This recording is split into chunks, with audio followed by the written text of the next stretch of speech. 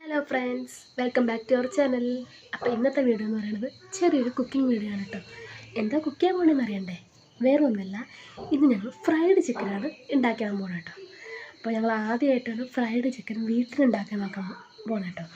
അപ്പോൾ എങ്ങനെയാണ് കറക്റ്റായിട്ട് ഉണ്ടാക്കണമെന്നൊന്നും അറിയില്ല, ഞങ്ങളെ കൊണ്ട് അറിയാവുന്ന രീതിയിൽ വീട്ടിൽ നിന്ന് ഉണ്ടാക്കി നോക്കാമെന്ന് വിചാരിച്ചു. അപ്പോൾ ഞങ്ങൾ ഇപ്പോൾ യൂട്യൂബിലെ നമുക്ക് എല്ലാവർക്കും അറിയാമായിരിക്കും പ്രണവ് കൊച്ചുചേട്ടനെയും അവരുടെ ഫാമിലിനെയും. അപ്പോൾ അവരുടെ ഫാമിലിയുടെയും ഒരു ബിഗ് ഫാനാണ് കേട്ടോ ഞങ്ങൾ. അപ്പോൾ അവരിതുപോലെ അവരുടെ ചാനലിൽ ഫ്രൈഡ് ചിക്കൻ ഉണ്ടാക്കണം കണ്ടപ്പോൾ ഞങ്ങൾക്കൊരു കൊതി അതുപോലെ ഉണ്ടാക്കി നോക്കിയാലോ എന്ന്. അപ്പോൾ അതും കൂടി കണ്ടപ്പോഴാണ് ഞങ്ങൾ ഇന്ന് വീട്ടിൽ ഫ്രൈഡ് ചിക്കൻ ഉണ്ടാക്കി നോക്കാമെന്ന് വിചാരിച്ചു കേട്ടോ. അപ്പോൾ ഇന്നത്തെ വീഡിയോ എന്ന് പറയുന്നത് ഫ്രൈഡ് ചിക്കൻ ഉണ്ടാക്കാൻ പോകുന്ന ഒരു കുക്കിംഗ് വീഡിയോ ആണ് കേട്ടോ. അപ്പോൾ കുക്കിംഗ് വീഡിയോയിലേക്ക് പോയാലോ. അപ്പോൾ നമ്മൾ ആദ്യം തന്നെ ചെയ്യാൻ പോകുന്നത് ചിക്കൻ മാരിനേഷൻ ആട്ടോ. അതിന് വേണ്ടി നമ്മൾ കഴുകി ക്ലീനാക്കി വച്ചിരിക്കുന്ന ചിക്കനിലേക്ക് ഒരടപ്പ് വിനാഗിരി, ഒരു അര ടീസ്പൂൺ മഞ്ഞൾപ്പൊടി, ഒരു ടീസ്പൂൺ മുളക് പൊടി, പിന്നെ കുറച്ച് മല്ലിപ്പൊടി, പിന്നെ പാകത്തിന് ഉപ്പ്, ഒരു അര ടീസ്പൂൺ കുരുമുളക് പൊടി, ഒരു പകുതി ചെറുനാരങ്ങ നീരും കൂടി പിഴിഞ്ഞ് കൊടുക്കാം കേട്ടോ. പിന്നെ അടുത്തതായിട്ട് നമ്മൾ ചതച്ച് പേസ്റ്റാക്കി വെച്ചിരിക്കുന്ന ഇഞ്ചി പേസ്റ്റ്, വെളുത്തുള്ളി പേസ്റ്റ് ഒരു അര ടീസ്പൂൺ വെച്ചിട്ട് കൊടുക്കാം. ഇനി നമുക്കൊരു 2 മുട്ടയും കൂടി പൊട്ടിച്ച് വയ്ക്കാം കേട്ടോ. ഇതിൽ ഒരു മുട്ട പൊട്ടിച്ച് വയ്ക്കുന്നത് മാത്രമേ നിങ്ങൾ ഇതിൽ കാണുന്നുള്ളൂ. ഞാൻ 2 മുട്ട പൊട്ടിച്ച് വെച്ചിട്ടുണ്ട്. നമുക്ക് നന്നായിട്ടൊന്ന് മിക്സ് ചെയ്ത് കൊടുക്കാം. അതിൻ്റെ ഇടയിൽ വേറെ ചില പരിപാടികളോട് നടക്കുന്നുണ്ട് കേട്ടോ. ഒരാളെൻ്റെ അടുത്ത് വന്നിരുന്ന് അമ്മ എന്താ ചെയ്യണമെന്നൊക്കെ നോക്കിക്കൊണ്ടിരിക്കുന്നുണ്ട്. അമ്മേനെ ഞാൻ സഹായിക്കണമെന്നൊക്കെ ചോദിക്കുന്നുണ്ട്. പിന്നെ ഞാൻ ചിക്കൻ ക്ലീൻ ആക്കിയപ്പോൾ വരയാനൊന്നും മറന്നു പോയിരുന്നു. അപ്പം നന്നായിട്ടൊന്ന് വരഞ്ഞു കൊടുക്കാം കേട്ടോ. വരഞ്ഞാൽ ചിക്കൻ നല്ല മസാലയൊക്കെ പിടിച്ച് സെറ്റ് ആവുള്ളൂ.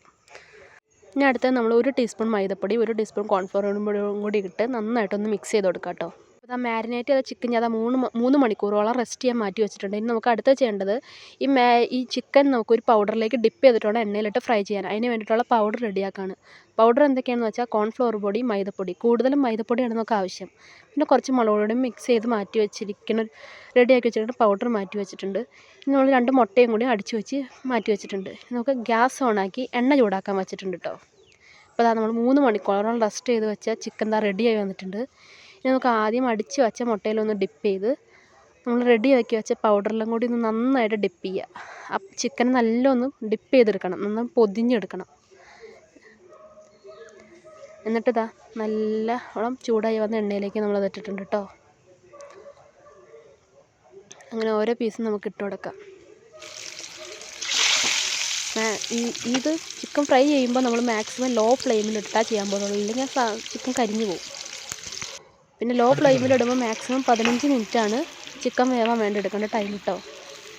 അപ്പോൾ ആദ്യത്തെ പീസ് നമ്മൾ ഫ്രൈ ആയി വന്നിട്ടുണ്ട്. ലോ ഫ്ലെയിമിൽ വേണം ഇതെപ്പോഴും വേവിക്കാൻ. പിന്നെ നമ്മൾ ഈ മുട്ടയ്ക്ക് പകരം നമുക്ക് വേണമെങ്കിൽ തണുത്ത വെള്ളം എടുക്കാം കേട്ടോ എടുക്കാൻ. നമ്മൾ ഡിപ്പ് ചെയ്യാൻ മുട്ട 2 പൊട്ടിച്ച് വെച്ചില്ല. അതിന് പകരം നമുക്ക് മുട്ട തന്നെ വേണമെന്നില്ല, നല്ല തണുത്ത വെള്ളമായാലും മതി.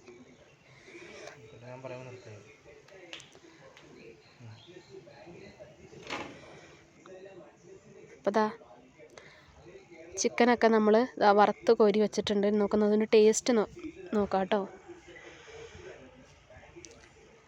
നല്ല അടിപൊളിയായിട്ടുണ്ട് കേട്ടോ. ചിക്കൻ നന്നായിട്ട് വെന്തിട്ടുമുണ്ട്. അതിൻ്റെ മസാലകളൊക്കെ കറക്റ്റായിട്ടുണ്ട്.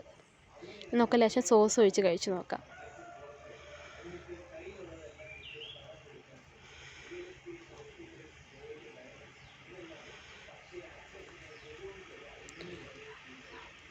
അടിപൊളിയായിട്ട് വെന്തു കേട്ടോ. അപ്പോൾ ഗൈസ്, നമ്മുടെ ഫസ്റ്റ് കുക്കിംഗ് സക്സസ് ആയിട്ടുണ്ട്.